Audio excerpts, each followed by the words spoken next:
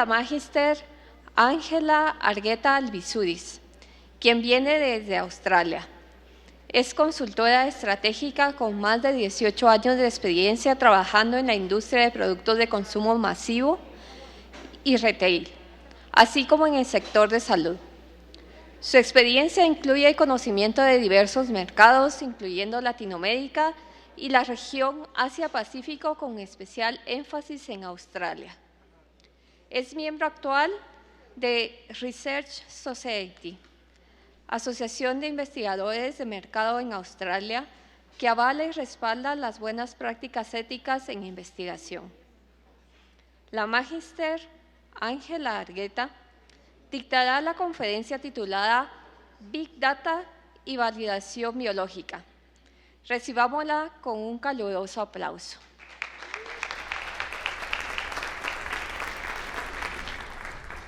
Bueno, buenos días. Creo que mi voz está muy fuerte para el volumen del micrófono. Ok. Bueno, de verdad que es un gusto para mí estar aquí, no se imaginan cuánto, porque no solo vengo de Australia a traerles esta conferencia que he preparado con mucho cariño, sino que, pues, me imagino que ya muchos de ustedes saben, soy parte de la familia y como tal, no tengo, bueno, mi edad, no tengo solo mi experiencia en trabajo, sino que tengo mi edad completa en estar involucrada en el laboratorio, porque desde que, cuando uno está en esto, desde que uno nace, escucha a los padres todos los días platicando de que a este paciente le pasó esto, tuvimos este otro caso, y después yo me integré a Biotest, trabajé en Biotest 8 años, formé parte de ese grandioso equipo de trabajo y hoy estoy aquí de regreso, como dice Ulises, como dice el licenciado Jorge, estoy de regreso aquí en casa en búsqueda siempre del conocimiento. Así es de que espero que les guste y pues después de haber escuchado todas estas eminencias que ya nos han presentado, espero que esta plática también esté a la altura de lo que esperan. Entonces vamos a empezar con una pequeña actividad. Esto es un poquito distinto a todo lo científico que han estado escuchando. Y vamos a empezar con las redes sociales. ¿Por qué? Las redes sociales, yo puse aquí, nos conocen mejor de lo que nos conocemos nosotros mismos. Ustedes saben quién es Spotify, ¿no? ¿Sí? Y Spotify conoce a detalle lo que más de 381 millones de personas en el mundo han escuchado. Cada día, cada año. ¿Y sabe exactamente quién fue el artista más escuchado en el 2021? ¿Ustedes se recuerdan? ¿Sí saben quién fue el artista más escuchado del año pasado? ¿No? Ah, ya tenemos una respuesta de unas orejitas, si va por ahí. Bad Bunny. Los que escuchan reggaetón tal vez han escuchado de Bad Bunny. Tuvo 9.2 billones de reproducciones. Ahora, esto imagínense, esta es la data de ¿cuántos? 381 millones de personas en el mundo. Ahora ustedes me pueden decir, de ustedes mismos, ¿cuál fue el artista que cada uno de ustedes más escuchó el año pasado? ¿Se recuerdan? ¿Sí? Bueno, hay unos que sí, hay unos que no. Si yo googleo quién fue el artista más escuchado en el 2021, Google me da la respuesta en menos de 10 segundos. Me tardo yo más en escribir la pregunta. Ahora, ustedes tienen 10 segundos entonces para tratar de adivinar quién fue el artista más escuchado de la persona que tienen a su derecha.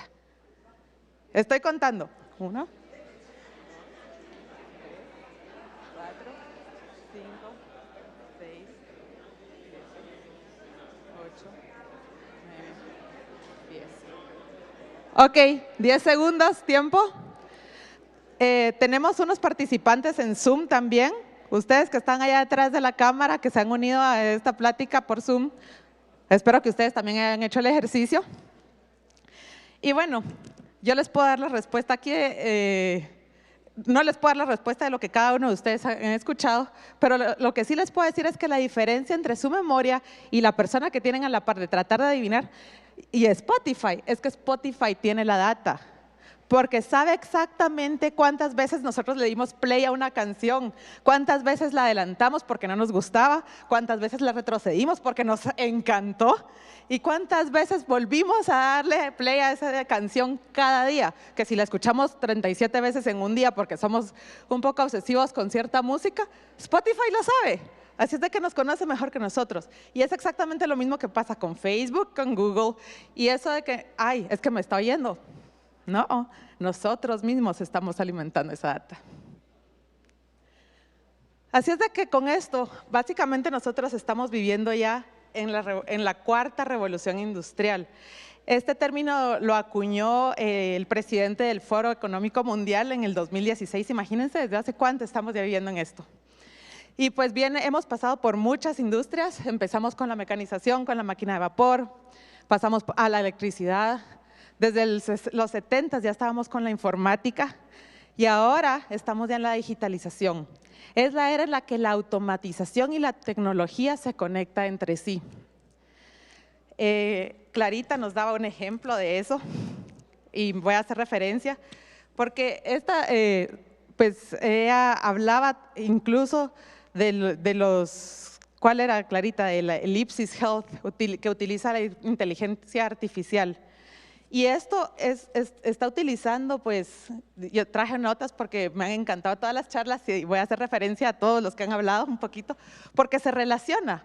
Ustedes pueden decir que tiene que ver Spotify con una conferencia médica, que tiene que ver Big Data con una conferencia médica, porque estamos hablando precisamente de esa automatización y tecnología que une el mundo físico con el digital y el biológico. Y eso es lo que estamos viendo hoy en día. Estamos en una época en la que los dispositivos inteligentes saben más que nosotros. Mi reloj tiene el descaro de decirme que si dormí bien o no y me califica de 1 a 100. Por ejemplo, anoche me dio un 34 porque me fui a dormir tarde. Imagínense, y me dice, hoy vas a estar un poco más cansada de lo normal. Tenemos a Alexa, por ejemplo, que hasta se canta solita el cumpleaños cuando tiene 3 años de aniversario de estar sentada en nuestra sala y nos sabe decir un chiste si se lo pedimos. Y tenemos refrigeradoras que nos recuerdan que ya no tenemos leche. Pero ¿saben cuál es la base de todo esto? Los datos, la información. Y esa información brinda un poder cognitivo que aumenta la producción humana. Eso y va a una velocidad increíble. Y por eso es que la información y los datos son ahora un activo tan preciado para las empresas. Y por eso es que hablamos de la monetización de la información. Porque con cada like que nosotros damos, le estamos dando dinero a esa gente que nos va a decir, tú buscaste en Google una nueva bicicleta para tu próximo triatlón. Entonces te voy a mandar un anuncio de una bicicleta para que tú la puedas ir a comprar. Y le voy a vender tus datos a esa empresa que vende la bicicleta para que te la venda. Entonces, estamos viendo todo un círculo. La información ya no solo es poder, es también dinero. Y por eso tenemos que irnos ajustando y cambiando esos paradigmas de cómo trabajamos, de cómo nos comunicamos, de cómo nos informamos y de cómo nos entretenemos. Estamos hablando entonces de un mundo de Big Data. ¿Y qué es el Big Data? Es un término que seguramente han escuchado muchísimo. Ustedes, los científicos, tal vez están un poquito más cerca, incluso y van adelante que nosotros, los mercadólogos. Es un conjunto y combinación de datos infinito. Pero es tantísimas las fuentes de información que tenemos ahora. Por ejemplo, Fabián, tú lo hablabas, todas las diferentes fuentes de información que utilizas para el riesgo poligénico y la prevención de enfermedades. ¿Cuántas fuentes de información tú tienes que utilizar para poder entender cómo vamos a prevenir esas enfermedades? Entonces, y toda esa información con Big Data realmente ya no se puede analizar con un software tradicional como por ejemplo antes lo hacíamos con Excel, ¿verdad? Ahora necesitamos software específicos porque tenemos data estructurada y data no estructurada que tenemos que poner en conjunto. Pero entonces el reto más grande con lo que llamamos Big Data, que es toda esta información que anda por ahí volando, no es acceder a la información, es estructurarla para interpretarla y analizarla. Porque como bien decías, Fabián, al final no es solo tener la información, es qué vamos a hacer con ella. Si al final podemos saber que, bueno, quizá yo tenga algún riesgo ahí de diabetes, pero no quiero dejar de comer azúcar, pues entonces de nada me sirvió tener toda esa información. Y por eso es que hablamos también de la importancia que es ahora esa alfabetización de datos o esa habilidad de interpretar la información. Se hizo un estudio en el 2020 para ver el acceso de la población mundial, cuántos tenían acceso a Internet. Y hace 2 años era el 50%. Me imagino que ahora es un poquito más. Pero de la mitad de la población mundial que tiene acceso a Internet, en Estados Unidos se hizo otro estudio para ver cuál era la percepción de la interpretación de la data, porque precisamente hay tantísima información que tenemos que ahora entrenarnos, así como aprendimos a leer, tenemos que aprender a interpretar la data. Y el 75% de los ejecutivos en Estados Unidos creían que sus empresas, que la gente tiene la capacidad de interpretar la data. Pero vean el contraste, únicamente el 21% de la población se considera, se autoevalúa con esa capacidad. Hay una gran desconexión ahí. Entonces, de verdad que es también trabajo de nosotros aprender a leer esa data. Pero la data es una sola parte. Tener acceso a la información es una parte. Pero también está la parte humana, y vamos a hablar de eso en unos momentos. Siguiendo con el tema de la alfabetización de los datos, hay distintos niveles. Y en el Reino Unido se estableció ya un framework, un marco, gracias, un marco para poder entender cuáles son esas habilidades que necesitamos para interpretar la información. Y si lo ven aquí en esta diapositiva, pueden ser algunas tal vez un poquito básicas, como por ejemplo aprender a encender y apagar un dispositivo inteligente, un smartphone, créanlo o no, hay gente que no puede hacer esto.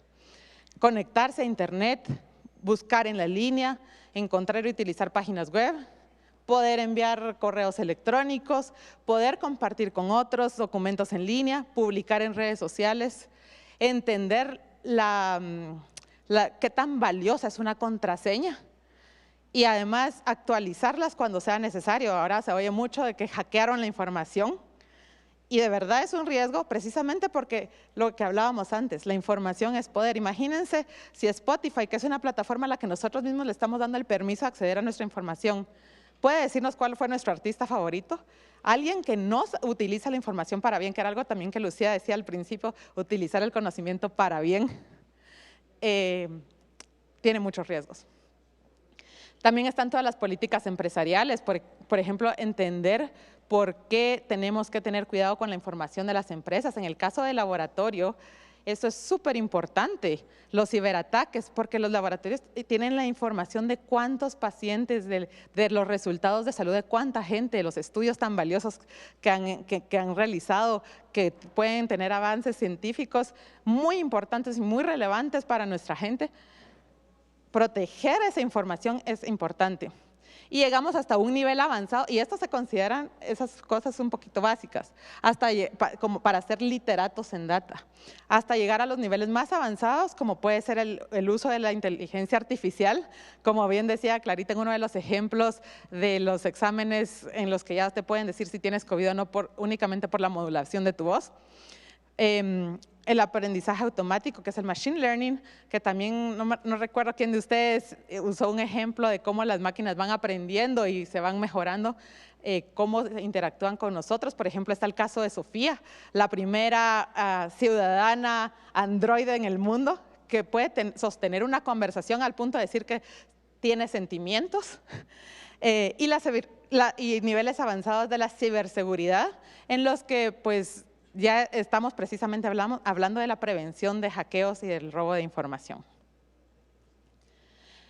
Pero entonces todos estos cambios digitales, toda esta Big Data, todo esto, realmente, si se dan cuenta, basado en la diapositiva anterior y esas habilidades que tenemos que tener para interpretar datos, nos está poniendo la información al alcance de todos. Pero no es solo la información.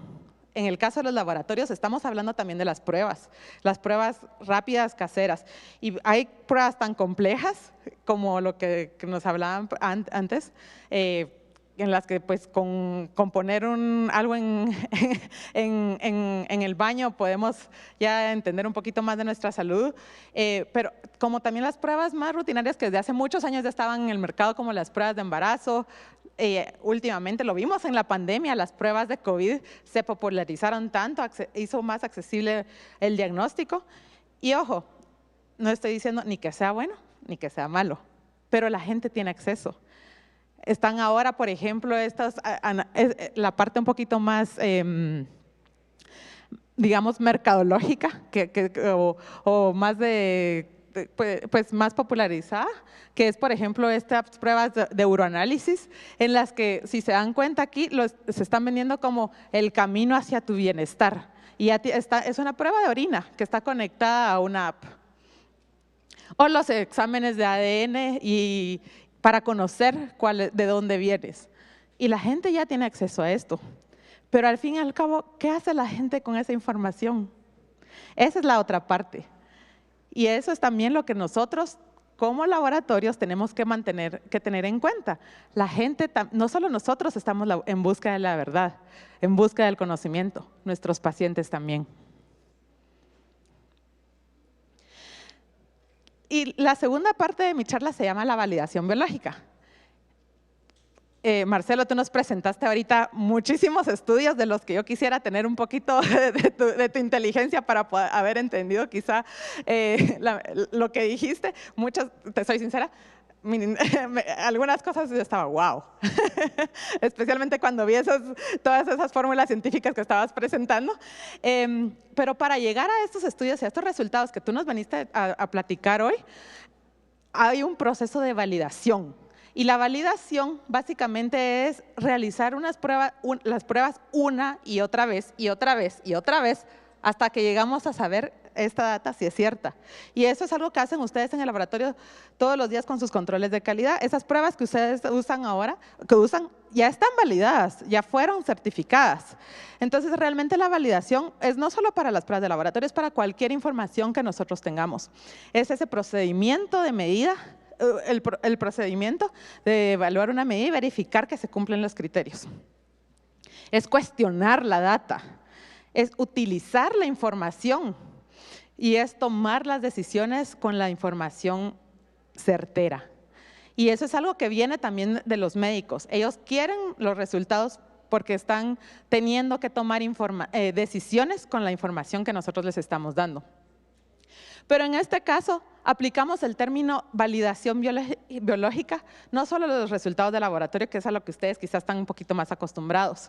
Utilizamos este término también para referirnos al humano detrás de la tecnología, porque de nada nos sirve tener toda esta información, hacer todos los estudios, hacer todos estos avances científicos, si al final del día no hay alguien que los aplique después.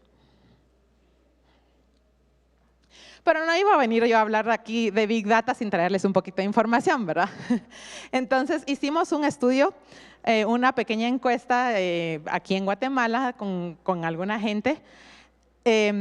Cuando es un estudio médico, pues se necesitan muchísimos casos para validarlos. En este caso, pues era un poquito más en el tema, en el contexto de una charla, pero de todas formas, aunque la muestra sea de un poco más de 100 personas, está con el 95% de nivel de confianza y un 9.5% de error. Y de los encuestados, la mitad, más o menos la mitad de ellos eran hombres, la mitad mujeres, la mayoría empleados con un grupo familiar bastante amplio. Y pues aquí tenemos los datos. Esta es una fotografía de quiénes fueron las personas que encuestamos. Y lo que encontramos es que de los guatemaltecos, esta es la distribución del gasto mensual. Y si pueden ver, de los ingresos que una familia guatemalteca obtiene, únicamente el 5% de su presupuesto se lo asignan a la salud. Y me imagino que este es un caso muy parecido para Latinoamérica. Nuestros países son muy parecidos y no creo que sean tan distintos. Y entonces esto indica la importancia también que la gente, cuando le va a asignar a ese 5% de su presupuesto, quiere un resultado certero, quiere información que pueda utilizar, quiere un médico que le pueda dar un diagnóstico acertado. Porque de todo lo que tienen, los rubros en los que tienen que distribuir su ingreso, tienen que sacar el mejor provecho. Y nosotros tenemos la responsabilidad de cumplir con entregarles algo que ellos puedan utilizar. Pero como todavía estamos en el contexto de la pandemia, pues también queríamos saber esa relación entre el laboratorio, hablando pues precisamente de la información y de la data, y cómo ellos han relacionado con el laboratorio en los últimos años. Entonces les preguntamos si les ha dado COVID alguna vez. La mitad de ellos dijeron que sí. Interesantemente, 1 de cada 4 personas dijo que no estaba segura. No saben, puede que sí, puede que no. Y de los que dijeron que sí, la mayoría dijeron que les había dado una vez y que se enteraron porque se hicieron una prueba en el laboratorio. Pero vean, lo interesante aquí, está el puntero, es que todavía 1 de cada 10, casi 2 de cada 10, dijeron que se lo diagnosticaron a alguien más en su familia y que pues porque tenían síntomas parecidos, asumieron que ellos también. Puede que sean parte de este grupo del no estoy seguro. Pero el COVID, si se dan cuenta, ya no es tan relevante. Aquí les preguntamos qué tanto les preocupaba el COVID ahora. Y tenemos acá, pueden ver acá, por ejemplo, el COVID que está en esta última columna. El 13% no le preocupa, pero de los que les preocupa mucho es prácticamente 3 de cada 10 personas. Pero si lo comparamos con la inflación y el calentamiento global, les está causando ahora una mayor preocupación. ¿Eso qué quiere decir? La pandemia ya pasó. Ya la gente, quizá me preocupa, pero ya no tanto como ahora la inflación, el incremento en los precios o el calentamiento global del que todos estamos sufriendo los efectos. Incluso ayer alguien decía por ahí, a mí me dijeron que en Guatemala había frío y me estoy muriendo del calor. ¿Y esto por qué es importante saberlo? ¿Qué vamos a hacer con esta información? Porque esto nos puede ayudar a entender cuáles son las necesidades de nuestros pacientes y también si lo ponemos en el contexto de qué han hecho antes y qué están haciendo ahora o qué van a hacer en el futuro. Entonces les preguntamos, cuando ellos han tenido síntomas de gripe, de tos, de catarro, como le decimos acá en Guatemala, ¿qué hacen? Y si se dan cuenta, disculpen, acá la mitad de pacientes nos estaba diciendo que antes, hace un año, se iban a hacer un examen de laboratorio. Y creo que esto corresponde también a lo que ustedes probablemente han visto en el laboratorio, una disminución de pruebas de COVID ahora. Porque la gente, si volvemos a la diapositiva anterior, ya no está tan preocupada por el COVID. Por eso es que aquí vemos una disminución en esa proporción y dice que en el futuro probablemente lo harán aún un poco menos. Pero en contraparte, vemos aquí hacerme una prueba casera para COVID. Como hace un año, únicamente el 20% de la gente decía que se había hecho una prueba casera, pero que en un futuro, 4 de cada 10 lo van a hacer. Entonces, realmente todo está conectado, ¿no? Estamos viendo cómo la gente tiene ese acceso a la información. Ahora, incluso Dr. Google, le digo yo, uno se mete ahí, siempre resulta que siempre es o lupus o cáncer. Pero entonces la gente tiene ese acceso a la información. ¿Cómo nos diferenciamos? ¿Qué vamos a hacer nosotros con eso como laboratorios? Tenemos que blindarnos ante el futuro. Y la única forma de blindarnos ante el futuro es precisamente con lo que en inglés se conoce como soft skills. Clarita lo mencionaba en su charla de la innovación un poco. Ella hacía alusión a algunas de estas habilidades en el contexto de la innovación. Pero lo interesante es que estas soft skills o habilidades blandas, como se llaman en español, se trata ya no solo de lo que el humano sabe, sino cómo se relaciona. Y eso es lo que nos va a hacer la diferencia en el futuro ante la inteligencia artificial. El futuro ya está aquí, lo estamos viviendo. La gente tiene acceso a todas estas pruebas en su casa, tiene acceso a la información con Google, tiene acceso a cualquier estudio que puedan buscar científico. Los journals que has publicado están en internet seguramente y cualquiera de nosotros los puede encontrar y leer. Ahí está mi Garmin diciendo que tengo que moverme, hablando de… pero entonces, ¿qué es lo que pasa? Que el paciente, de todas formas, aunque tenga todo esto, todas estas herramientas, siempre volvemos a casa. El paciente siempre está en búsqueda de ese profesional que le termine de dar una evaluación o un criterio médico que lo apoye en el diagnóstico y en el acompañamiento de su salud. De nada le sirve tener toda la información si no va a hacer nada con ella.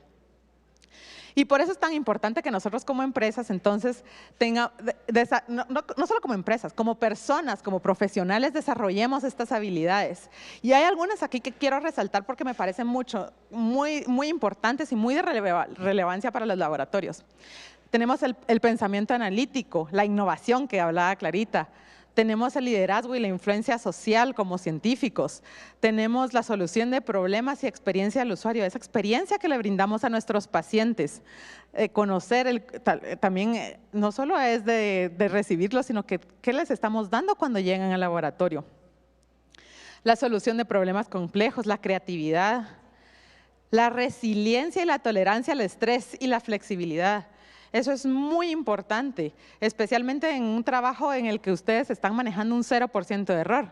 Yo como mercadóloga, si pongo un decimal un poquito equivocado, pues puede que le haga perder unos cuantos millones a alguna compañía cuando les estoy dando una consultoría.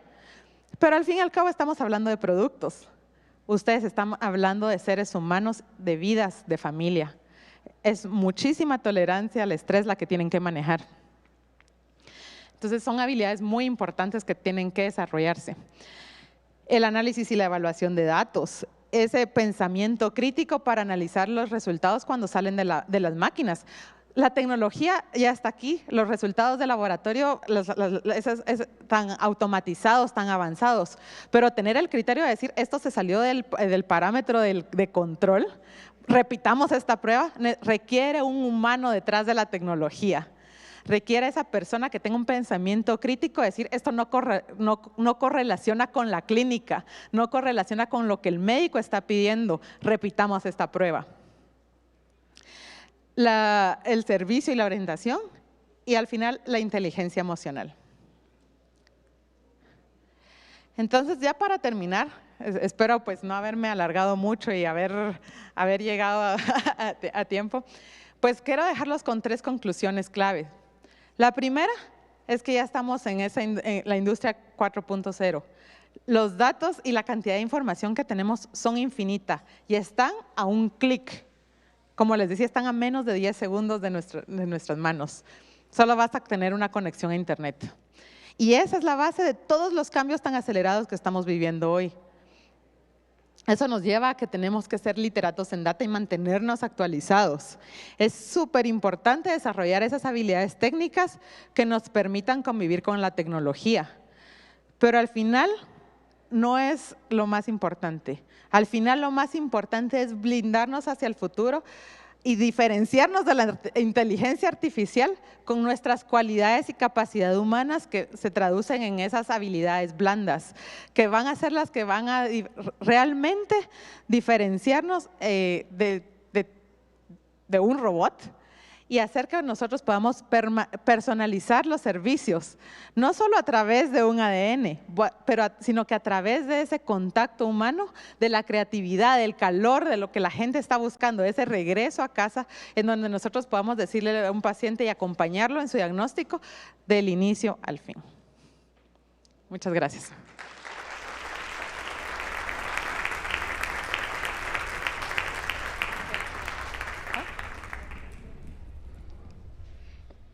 A continuación, tendremos el espacio de preguntas a cargo de la magíster Lucía Argueta. Por favor, si nos podrían acompañar a la sala de preguntas.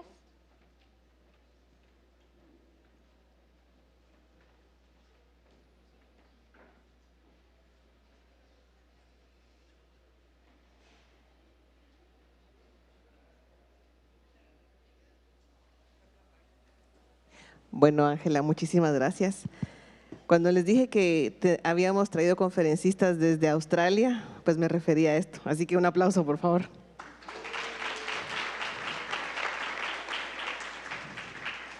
Interesantísima la conferencia, el análisis de datos.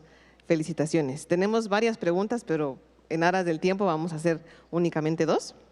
La primera es, ¿cuáles son los mejores recursos para poder tener data de mis pacientes y dar un mejor servicio?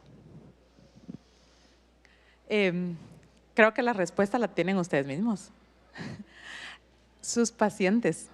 Ese es el mejor recurso y nos están dando la información todos los días. Cuando llegan y le pedimos su nombre, cuántos años tienes o cuándo naciste, sabemos cuál es su fecha de cumpleaños, que se está haciendo un examen, por ejemplo, que se hizo una prueba de embarazo. Sabemos que esa persona probablemente espere un bebé. Nuestros mismos pacientes son nuestra mayor fuente de información, pero recordemos que hay un humano detrás. Entonces también tenemos que ser muy cautelosos y también porque obviamente está puesto a la privacidad, que es muy importante de mantener, pero ellos nos están dando esa información ya. A través de todos los pacientes que tenemos todos los días podemos saber, hicimos tantas pruebas hoy, quizá ahí es donde está la mayor demanda o la mayor necesidad de nuestra gente. Por ejemplo, durante COVID, ese es un ejemplo muy claro. La cantidad de pruebas que hacíamos de COVID, todos como laboratorio, pues eran mucho más que las que estamos hace un año que las que estamos haciendo hoy. Sabíamos que las necesidades de nuestros pacientes era en el diagnóstico de enfermedades respiratorias probablemente. Ahora pues ya la preocupación es menor también, entonces sus preocupaciones quizás se están moviendo un poquito más. Entonces, nuestros pacientes son la mayor fuente de información que tenemos. Claro, muchas gracias. Y la segunda pregunta es, ¿quién regula los datos y su uso, el uso de los mismos datos? ¿Quién los regula? Bueno, esa podría ser una plática completa, pero sí hay fuentes regulatorias. En Latinoamérica, pues no conozco mucho realmente, creo que de hecho es una carencia aún. Pero en Estados Unidos y en Europa sí hay fuentes regulatorias. Tengo una pequeña laguna mental ahorita con el nombre, pero es GDRP, me parece, por las siglas en inglés.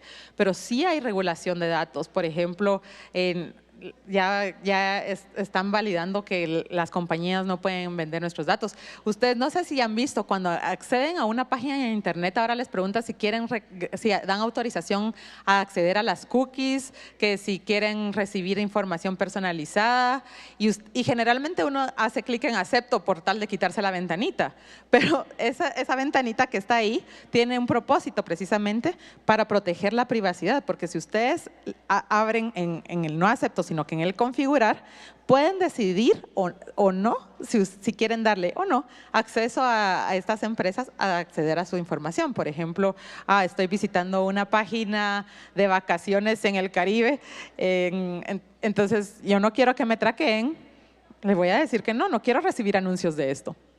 Entonces, pero si más bien yo sí quiero, porque quiero que me manden las ofertas, las voy a dejar activas.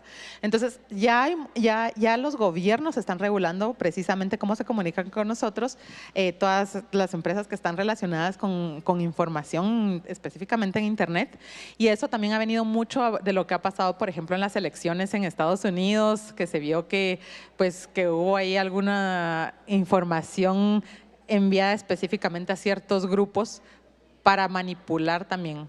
Y eso también lo podemos conocer como la burbuja de la información. Precisamente porque estamos interactuando tanto con los datos, empezamos a ver por los algoritmos únicamente información relacionada a nuestros intereses. Entonces, precisamente esto es lo que estos entes gubernamentales, tanto en Europa como en Estados Unidos, están intentando controlar. Pero dependemos aún de estos mercados grandes. En Latinoamérica no he visto que algún país hasta el momento haya tomado este liderazgo. Es cierto. Muchísimas gracias, Angelita. Gracias por tu conferencia.